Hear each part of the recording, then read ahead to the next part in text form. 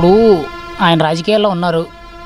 ప్రస్తుతానికి వైసీపీ ప్రభుత్వం తరపున ఆయన పోటీ చేస్తున్నారు. అదే అంటే అందులో జాయిన్ అయ్యారు.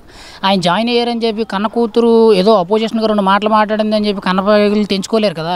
ఆయన ఏంటంటే వైసీపీ కూర్చోబెట్టి మాట్లాడుతుంది కాబట్టి అలా మాట్లాడుతున్నారు కాబట్టి వెనకాల వైసీపీ బ్యాక్గ్రౌండ్ కానీ వైసీపీ నాయకులు కానీ స్క్రిప్ట్లో అయింది. ఆయన స్వతహాగా వచ్చి రోడ్డు మీదకి వచ్చి ఓ 10 మందిని ఇలా పిఠాపురంలోనే కానీ లేకపోతే తూర్పుగోదావరి జిల్లాలో ఎక్కడైనా కానీ సొంతంగా వాళ్ళ కాపు కమ్యూనిటీ మనుషులే కానీ లేకపోతే న్యూట్రల్ పీపుల్ ఎవరైతే ఉంటారో వాళ్ళు ఎదురుగా వచ్చి మాట్లాడమని అవే మాటలు.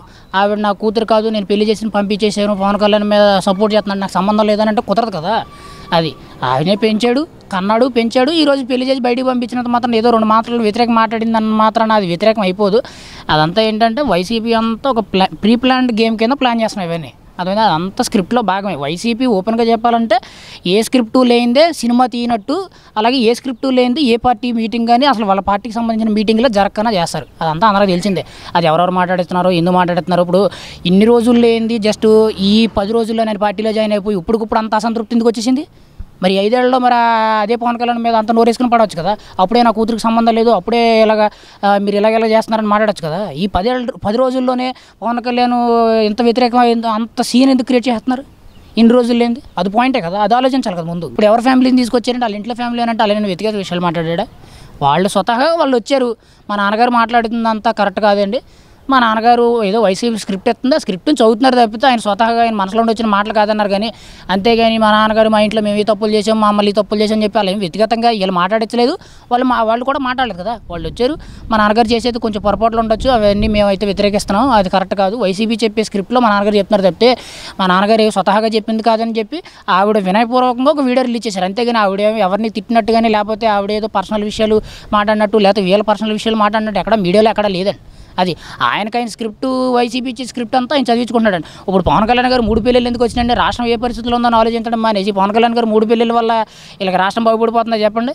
ఇప్పుడు ఓపెన్గా అడుగుతున్నాను, పోలవరం ప్రాజెక్ట్ ఉంది, ఎప్పుడో నా చిన్నప్పుడు అన్నారు, ఇప్పుడు నాకు 25 ఏళ్ళు, నా చిన్నప్పటి నుంచి అది పెద్ద ప్రాజెక్టు, అది వస్తే లక్షల మందికి ఎకరాలకు నీళ్ళు వచ్చేస్తాయి, సాగు జరిగిపోద్ది, ఆంధ్రప్రదేశ్ అంతా అభివృద్ధి బాట పడిపోద్ది, రైతులు అంతా బాగుపడిపోతారన్నారు.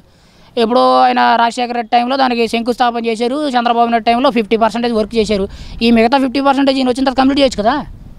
వాటి గురించి ఆలోచించరు. క్యాపిటల్ లేదు ఈరోజు, దాని గురించి మాట్లాడరు. వైజాగ్ రైల్వే జోన్ చేస్తానన్నారు, దాని గురించి మాట్లాడరు. తర్వాత మెగా డిఎస్సీ అన్నారు, దాని గురించి మాట్లాడరు. ఏటా జనవరి 1కి జాబ్ క్యాలెండర్ రిలీజ్ చేస్తున్నారు, దాని గురించి మాట్లాడరు. ఎంతసేపు పవన్ కళ్యాణ్ 3 పిల్లలు అంటే 3 పిల్లల వల్ల రాష్ట్రం బాగుపడిపోతుందా నాశనం అయిపోతుందో మాట చెప్పండి. అసలు వాళ్ళు ఈ స్టేట్లోనే ఉండట్లేదు ఓపెన్గా మాట్లాడాలంటే. ఆ 3 పిల్లల్లో చేసుకున్న వాళ్ళు అసలు ఎవరేంటో తెలియదు, ఎక్కడున్నారో తెలియదు, వాళ్ళ బతికేదో వాళ్ళు బతుకుతున్నారు. ఎంతసేపు వాళ్ళ ఇంట్లో వెళ్ళట్టి 3 పిల్లలు లేకపోతే మీ కొంపలో మీరేం చేస్తున్నారు, లేకపోతే మీరు సమాజానికి ఎంత ఉపయోగపడుతున్నారు అది ఆలోచించండి. సమాజం అసలు పాలిటిక్స్ అంటే సమాజానికి సర్వీస్ ఎంత చేస్తున్నారు, ప్రజలకు ఏం చేయగలుగుతున్నారు, ఏం చేయాలని ఆలోచించండి. అంతేగాని పక్కనోడు ఏ పెళ్లి చేసుకున్నాడు, వాడు దీంతో తిరుగుతున్నాడు ఇది కాదండి పాలిటిక్స్ అంటే. మీరు సర్వీస్ చేసే ఉద్దేశం ఉంటే నేను 10 రూపాయలు పలానా ప్రజలకు ఖర్చు పెట్టాను, ఇది నా కష్టార్జితం అని చెప్పండి. లేదు నేను ఈ పదవిలో ఉన్నాను, నా పదవి ఉపయోగించి నా అధికారం ఉపయోగించి నేను 10 మందికి సర్వీస్ చేయడానికి కోసం అని చెప్పి లేకపోతే ఈ మంచి చేయడానికి అని చెప్పి ఇంత ఫండ్స్ రప్పించాను, ఇది డెవలప్ చేశానని చెప్పండి. అంతేగాని పవన్ కళ్యాణ్ 3 పిల్లలు అంటే ఆ ఒక్క పాయింట్ తప్పితే ఇంకో కొత్త పాయింట్ మాట్లాడమను నేను అడుగుతున్నాను ఓపెన్గా ముద్రగడ్డ గారిని. రేపు పిఠాపురంలో ఓడిపోతే పవన్ కళ్యాణ్ తట్టబుట్టా సర్దుకొని వెళ్ళిపోతాడు అని చెప్పి అంటున్నారు ముద్రగడ్డ గారు. పవన్ కళ్యాణ్ గారు గెలిచినా ఓడిపోయినా అర్థమైందా, ఆయన ఎక్కడున్నారని మ్యాండేట్ నాట్ అనవసరం. అది ఆయన ఎక్కడున్నారని అనవసరం. ఆయన విధి విధానాలు ఏంటనేది గత 5 ఏళ్ళలో కొంతమందికి తెలిసింది. ఈ 5 ఏళ్ళలో దాదాపుగా 90% పీపుల్స్కి అవగాహన అనేది వచ్చింది. మనిషి ఎక్కడున్నాడు, ఏం చేస్తున్నాడు అనేది క్లారిటీ కాదు, మనకి ఎంత మంచి జరిగింది అనేది ముఖ్యం. ఇప్పుడు జగన్మోహన్ రెడ్డి గారు ఓపెన్గా అడుగుతున్నాను, పులివెందుల్లో పోటీ చేస్తున్నాడు. ఏ రోజైనా పులివెందులు ఉంటాడా? సంవత్సరానికి ఒక రోజు వెళ్తాడు మహా వెళ్తే. అలా అని చెప్పి వాళ్ళు సొంత ఊరిని వాళ్ళు డెవలప్ చేసుకోకుండా మానేరు కదా. కనీసం సీఎం క్యాండిడేట్ అనేవాడు ఇక్కడ పోటీ చేస్తున్నాడంటే ఖచ్చితంగా ఇక్కడ డెవలప్ చేసుకోవాలి. అటు సొంత డబ్బులు ఎట్టే చేస్తారా లేకపోతే ప్రభుత్వం డబ్బు పెట్టి ఖర్చు పెట్టి చేస్తాడని సెకండరీ విషయం. ఇప్పుడు కుప్పంలో చంద్రబాబు నాయుడు గారు చేస్తున్నారంటే ఆయన అక్కడ ఉంటాడా? సంవత్సరానికి ఎప్పుడో పండగకో పబ్బానికో వెళ్తాడు, తింటాడు, ఉంటాడు, 2 రోజులు స్టే చేస్తారు, వచ్చేస్తారు. ఇప్పుడు ఎక్కడి నుండి పోటీ చేస్తున్నాం అనేది ఏం లేదండి. ఇది ప్రజాస్వామ్య ప్రభుత్వంలో ఎక్కడి నుంచి ఎవరికైనా పోటీ చేయొచ్చు. ఇప్పుడు నరేంద్ర మోడీ గారు పీఎం అయ్యారని అంటే గుజరాత్లో పోటీ చేస్తాడండి. ఇప్పుడు రాహుల్ గాంధీ గారు ఉన్నారని అంటే కేరళలో పోటీ చేస్తాడు. పోటీ చేయకూడదని రూల్ ఏం లేదు కదండి. మన ఎన్నికల కమిషన్ రూల్ ప్రకారంగా కానీ మన భారతీయ చట్టాల్లో కానీ రాజ్యాంగాల్లో కానీ ఎక్కడ లేదు కదా. ఎక్కడి నుండైనా పోటీ చేసుకొచ్చాను. కానీ మంచి ఎంత జరిగిందనేది మన పాయింట్ ఆఫ్ వ్యూ చూడాలండి. ఇప్పుడు ఆయన చెప్తాడండి, తట్టాపుట్టా చదువుకోకపోతే ఆయన సినిమా యాక్టర్ కూడా చదువుకుంటాడండి. మిగతా వాళ్ళకంటే బిజినెస్లు ఉన్నాయి. ఈయన బిజినెస్ ఉండేవాడు ఏంటంటే ఈయన లేకపోయినా సరే బిజినెస్ మేనేజింగ్ డైరెక్టర్ వాడు ఉంటాడు కాబట్టి వాడు మేనేజ్ చేస్తాడు. ఈయన లేకపోయినా జస్ట్ సంతకం ఎప్పుడో కాబట్టి ఇంత పని ఉండదు. సినిమా యాక్టర్కి ఏంటి, ఈయన ఫ్రేమ్లో కనిపిస్తే కానీ సినిమా అనేది జరగదు. ఆయనకు వేరే ఆధారం లేదు. సినిమా తప్పితే పవన్ కళ్యాణ్కి ఒక బిజినెస్ ఉందని, ఒక కంపెనీ ఉందని, లేకపోతే పలానా కంపెనీలో షేర్స్ ఉందని, లేకపోతే షేర్ హోల్డింగ్ చేస్తున్నాడని, లేకపోతే రియల్ ఎస్టేట్ చేస్తున్నాడు, సంథింగ్ ఏదో ఒక బిజినెస్ ఒక్కటైనా చూపించండి. పవన్ కళ్యాణ్ ఈరోజు ఈ స్థాయి తెచ్చుకున్నాడంటే కారణం సినిమా ఇండస్ట్రీ. అర్థమైందండి. దానికి భిక్ష పెట్టింది చిరంజీవి గారు అండి. అంటే ఒక దారి వేసింది చిరంజీవి గారు అండి. చిరంజీవి గారు దారి చూపెడితే ఆ దారిని సరి చేసుకుంటూ ఇవాళ ఆయన వే ఆఫ్ బిహేవియర్ కానీ, ఆయన బాడీ లాంగ్వేజ్ కానీ, క్యారెక్టర్ కానీ అలా బిల్డ్ చేసుకొచ్చి ఈరోజు అంత నిజాయితీగా ఉండబట్టే ఇవాళ ఫిల్మ్ ఇండస్ట్రీలో కానీ స్టేట్లోనూ కూడా ఎక్కడ లేనంత నిజాయితీ సంపాదించుకున్నాడు. అంత నిజాయితీ లేకపోతే ఓపెన్గా అడుగుతున్నాను, మన దేశంలో ఎవరికి కూడా అంత అధికారం ఉందో లేదో లేకపోతే మంచి వ్యక్తులో నాకు తెలియదు. ఐక్యరాజ్య సమితి నుంచి పవన్ కళ్యాణ్ గారికి ఇన్విటేషన్ వచ్చిందండి. ఐక్యరాజ్య సమితి అంటేనే దాదాపుగా 200 దేశాలకి ప్రాతినిధ్యం వహించి ఎటువంటి ఏ సమస్యలు ఉన్నా సరే, వైమానికంగా కానీ యుద్ధపరంగా కానీ ఏ సమస్యలు ఉన్నా సరే ఐక్యరాజ్య సమితిలో మనం చర్చించాలండి. అలాంటి ఐక్యరాజ్య సమితి నుంచి పవన్ కళ్యాణ్ గారికి ఇన్విటేషన్ వచ్చింది. అందులో ప్రసంగం ఇవ్వాలండి. ఈ మంత్ ఎండింగ్కి ఆయన ఐక్యరాజ్య సమితిలో న్యూయార్క్లో ప్రసంగం ఇవ్వడానికి వెళ్తున్నాడు. అంటే అది దేశంలో ఓన్లీ నలుగురికి గొప్ప వ్యక్తులకు అవకాశం వస్తుందంట. అలాంటి గొప్ప వ్యక్తులు నలుగురిలో పవన్ కళ్యాణ్ ఒకడయ్యాడంటే ఆయన స్థాయి ఏంటో ఆలోచించాలండి. ఒక ఎమ్మెల్యేగా పోటీ చేస్తున్నాడని అంటే ఆయన ఓడించడానికి చూస్తున్నారు కానీ ఆయన క్యారెక్టర్ ఏంటి, ఆయన బిహేవియర్ ఏంటి, ఎలా స్పందిస్తాడు, ఎలా వర్క్ చేస్తాడు అది చూడాలండి. అంతేగాని ఎంతసేపు 3 పెళ్ళిళ్ళు చేసుకుంటే అది పర్సనల్ అండి. నచ్చింది చేస్తారు, నచ్చకపోతే విడిపోతారండి. అది వాళ్ళ పర్సనల్ ఒపీనియన్ అంతే. ఇప్పుడు మనం బిజినెస్ డీల్ చేసినప్పుడు మనకి వాటా వచ్చింది, పర్ఫెక్ట్గా వర్క్ జరుగుతుందంటే మనం ప్రాపర్గా ఎదురు కంటిన్యూ అవుతాం.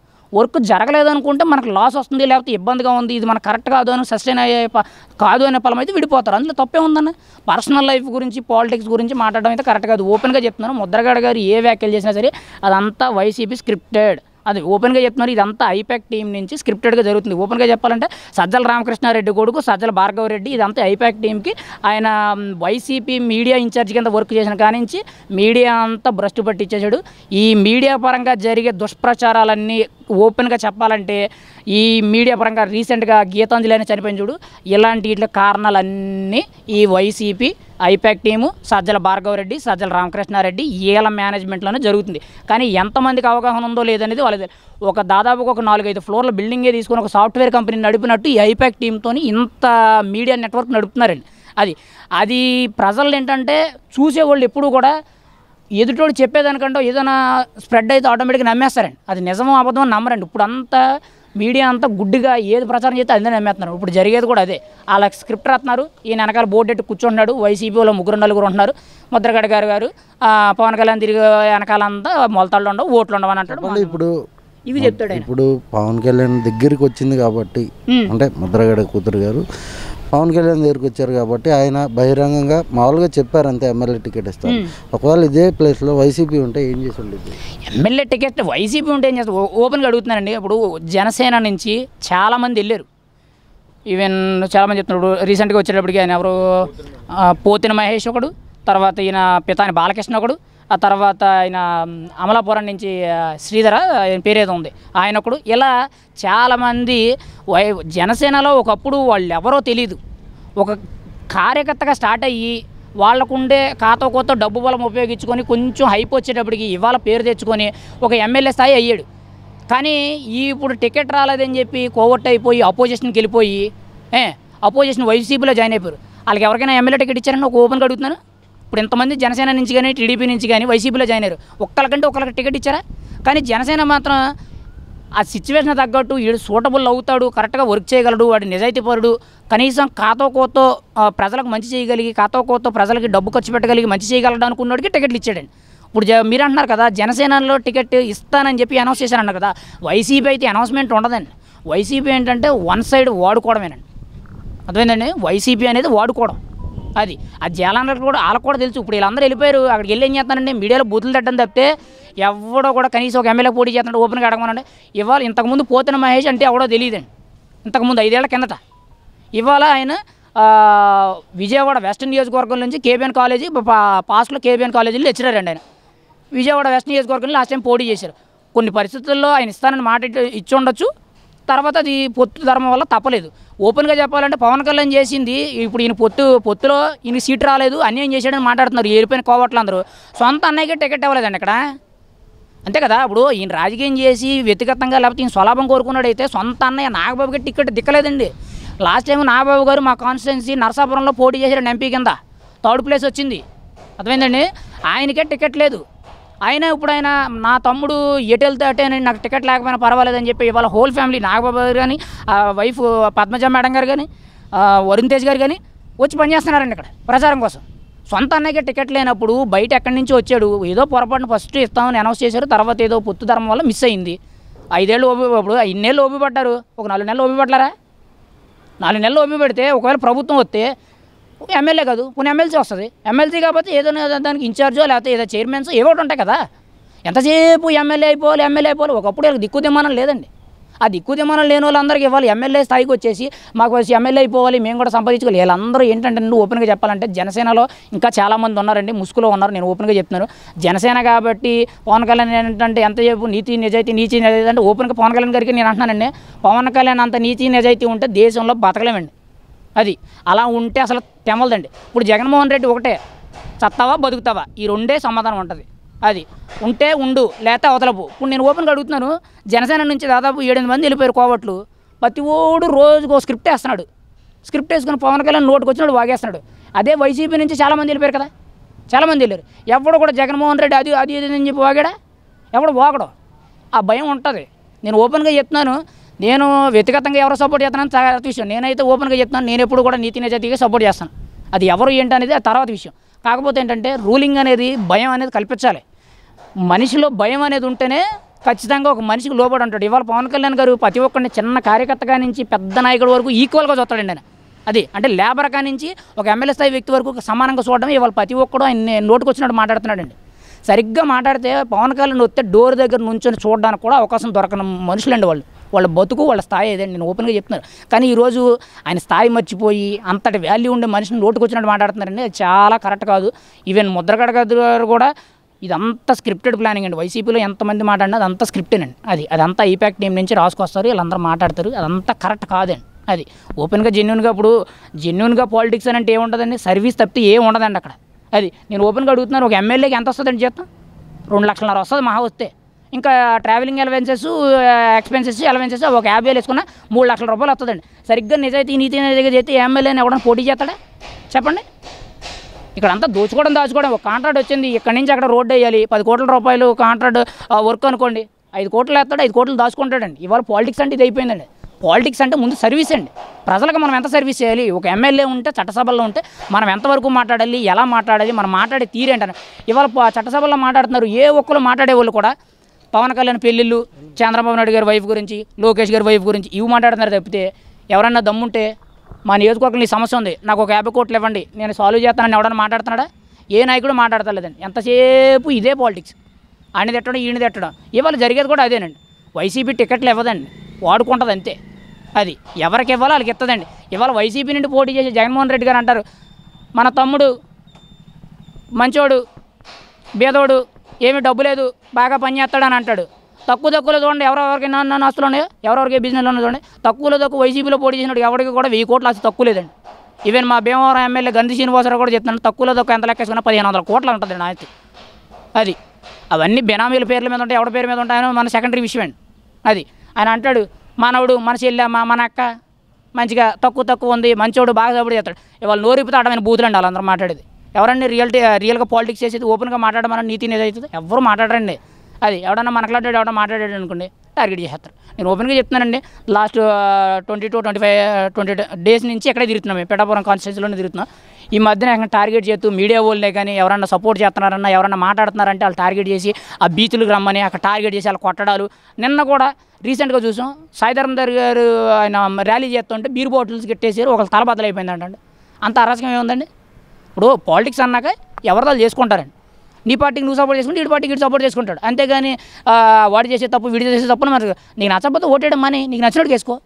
అంతేగాని ఒకరిని హింసించడం, అసలు ఈ సమాజంలో ఒకరిని కొట్టడం కదండి, పల్లెత్తి మాట్లాడడం కూడా తప్పేనండి. అది అసలు సమాజమే కరెక్ట్గా లేదండి. అది కానీ ఏంటంటే నేనేమన్నానంటే, ఇంత నీతి నిజాయితీతో పవన్ కళ్యాణ్ అనేవాడు పాలిటిక్స్ చేస్తే మాత్రం ఎదగడం చాలా కష్టమండి. అది ఆల్రెడీ పాస్ట్ 10 years నుంచి ఆయన ఫెయిల్యూరే చూస్తున్నాడండి. మరి ఈసారి ఏం జరుగుద్ది అనేది మనం వెయిట్ చేయాలి. కానీ ఈసారి వన్ సైడ్ అంటున్నారు కాబట్టి ఇక్కడ ప్రజలందరూ మారితే ఖచ్చితంగా ఒక అవకాశం అనేది కలిగితే ఖచ్చితంగా పిఠాపురం ఎమ్మెల్యే అయితే ఒక చట్టసభల్లో ఒక ఎమ్మెల్యే ఎలా మాట్లాడాలి, ఒక ఎమ్మెల్యే పనితీరు ఎలా ఉంటుంది, ప్రజలకు సర్వీస్ ఎలా చేయాలి, వీటి గురించి మనకు ఒక క్లారిటీ వస్తుందండి. అది ఏ రోజైతే ప్రజలు మార్పు కోరుకోలేక తెలుసుకోలేకపోయారో, నేను ఓపెన్గా చెప్తున్నాను, లాస్ట్ టైము ఆంధ్ర ప్రజలు గొర్రెలు అన్నారు, ఈసారి గెలవకపోతే మళ్ళీ గొర్రెలే, కొండ గొర్రెలన్నా తప్పులేదండి. అది కొండ గొర్రెలన్నా తప్పులేదండి. ఆయన పోయేదేం లేదండి, బొచ్చు ఏం ఉండదు. ఈ పక్క దాంట్లో 2 ఇంటికలు ఉండవండి ఆయనకి. అర్థమైందండి. సినిమా పోతే ఏం ఉండదండి. 10 సంవత్సరాలు సినిమా ఫ్లాపులు కొట్టినా ఒక్క సినిమాతో మళ్ళీ సినిమా ఇండస్ట్రీని తిరగరాసాడండి. అర్థమైందండి. ఈవెన్ పాలిటిక్స్లో కూడా ఇప్పుడు మేబీ అదే జరుగుద్ది అన్నట్టు మేము అనుకుంటున్నాం. ఎందుకంటే 10 ఇయర్స్కి ఆయనకి ఫ్లాప్స్ ఉంటానే ఉంటాయి. అది సినిమా ఇండస్ట్రీ కానీ, ఆయన వ్యక్తిగతంగా ఆయన క్యారెక్టర్ బిల్డింగ్ కానీ ఎక్కడ కానీ ఆయన ఒక అడుగు తగ్గలేడండి. రోజుకి ఆయన స్థాయి పెరుగుతుంది కానీ తగ్గట్లేదండి. ఇక్కడ ఏంటంటే జనాలకు పరిపక్వత లేకపోవడం, మెయిన్గా ఇక్కడ ఏంటంటే జనాలు ఎడ్యుకేటెడ్ కాదండి. ఇండియాలో దాదాపుగా 70% పీపుల్ అన్ఎడ్యుకేటెడ్ పీపుల్స్ ఉన్నారండి. వాళ్ళ దరిద్రమే వాళ్ళు తినేస్తున్నారండి.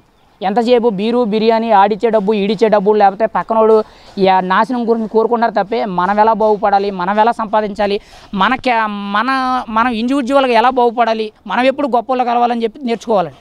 అది లేదండి జనాలకి. ఫైనల్గా నేను చెప్పదలుచుకుంది ఏంటంటే, ప్రజలు అనేవాళ్ళు మీకోసం కాకపోయినా మీ బిడ్డల కోసమైనా ఒకసారి ఆలోచించండి. ముందు పిల్లలు చదివించండి. చదివించిన పిల్లలకి ఉద్యోగాలు, భవిష్యత్తు ఎలా ఉండాలనేది నేర్చుకొని వాళ్ళకు ఒక ఆలోచనతో నిజాయితీపరుడైన నాయకుడికి ఓటేసి గెలిపించండి. మీరు చేయగలిగిందల్లా నిజాయితీపరుడికి ఓటేస్తేనే వాడేం చేయగలడని నిరూపిస్తారండి. మన సమాజంలో చాలామంది ఉన్నారండి నిజాయితీపరులు. ఈవెన్ ఆయన సిబిఐ జేడి లక్ష్మీనారాయణ, అలాంటి వాళ్ళకి కూడా ఒక అవకాశం ఇవ్వాలండి. వాళ్ళు జాబులు మానేసుకొని వాళ్ళ క్యారెక్టర్ని తగ్గించుకొని ఇక్కడ సమాజంలోకి వచ్చి పాలిటిక్స్లో ఏం రాదండి. అవినీతి చేతనే సంపాదించగలరు. పాలిటిక్స్లో వాళ్ళకి వచ్చేది సరిగ్గా చెప్పాలంటే బొచ్చు 2.5 లక్షల వాళ్ళ జీతమండి. అది ఏముండదు. సరిగ్గా చెప్పాలని అంటే ఒక కారు మెయింటెనెన్స్ ఖర్చుకు రాదండి. ఒక 40 లక్షల ఫార్చునర్ కారు కొడితే దానికి మెయింటెనెన్స్గా రాదండి ఆ ఎమ్మెల్యేకి వచ్చే జీతం అనేది. అలా అవినీతి చేయగలిగితే చేస్తారు. కాకపోతే ఏంటంటే ప్రజలకి మనం తినకపోయినా అనవసరం, ప్రజలకు ఎంతో కొంత మంచి జరగాలని చెప్పి వాళ్ళు వస్తున్నారు. అలాంటి వాళ్ళని ఎంకరేజ్ చేసి వాళ్ళకి ఓటేసి మీ భవిష్యత్తును మీరు మార్చుకోండి. మీరు మార్చుకోలేదనుకోండి, జీవితం ఇప్పటి వరకు 70 ఏళ్ళు ఇలాగే బతికారు, ఇంకో 100 ఏళ్ళని ఇలాగే పోతారు. మీ బతుకులు అని చెప్పి ఇలాగ మురుకు వాళ్ళ పక్కన ఇలాగే దోమలు తోలుకునేటట్టే ఉంటుంది. అది 1-2 సార్లు ఆలోచించుకుని ఓటేసేటప్పుడు ఎవడు మంచోడు ఎవడు చెడ్డోడు అని చెప్పి, అంతేగాని 100 రూపాయలు ఇచ్చాడు, లేకపోతే ఏదో దారిలో వెళ్ళిపోతుంటే షేక్ హ్యాండ్ ఇచ్చాడు, లేకపోతే టాటా చెప్పాడు, నన్ను చూసి నవ్వాడు, ఫోటో ఇచ్చాడు, ఇవి కాదండి కావాల్సింది. సందర్భం వస్తే అన్నీ వస్తాయండి. మీకు ఎంత సర్వీస్ చేస్తున్నాడు అనేది ముఖ్యం. అలాంటి నాయకుడిని ఎంచుకోండి, సమాజాన్ని మెరుగుపరచండి. అంతేగాని ఆ నైట్ వచ్చి 10,000 ఇస్తున్నాడు, ఓటుకి ఇస్తున్నాడు అంటే కక్కుర్తి పడిపోండి. కొన్ని తీసుకోండి, మీకు ఖర్చులు ఉంటాయి. కానీ ఏంటంటే ఇన్నాళ్ళు నాయకులు మోసం చేశారు, ఇప్పుడు ప్రజలు నాయకులు మోసం చేయండి, తప్పులేదు. కానీ ఏంటంటే ఫైనల్గా సమాజం మార్పు కోసం ట్రై చేయండి. మీరు ఓటు ఎత్తే మాత్రం నిజాయితీపరుడికి పడాలి, ఓటుకు విలువ ఉండేటట్టు చేసుకోండి. ఓకేనా?